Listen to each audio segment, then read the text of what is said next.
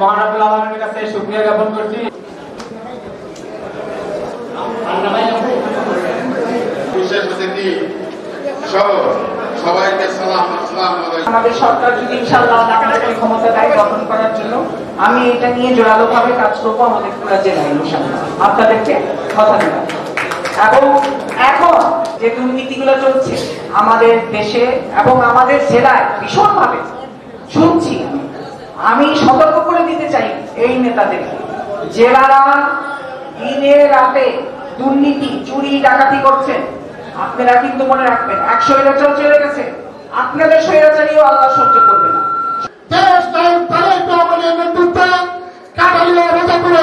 একটি সাংগঠনিকভাবে এবং সাংগঠনিক নিয়ম নীতির মাধ্যমে যাতে কাটালিয়া রাজাপুরের বিএনপি পরিচালিত হয়, সেজন্য আমরা এই 5 নেতা ঐক্যবদ্ধ হয়েছি।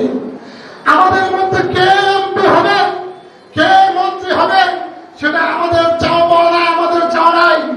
যাকেই মনোনয়ন দিবে আমরা তার সাথে আছি। এটা রাজাপুর কাটালিয়ায় সম্ভব হয়েছে।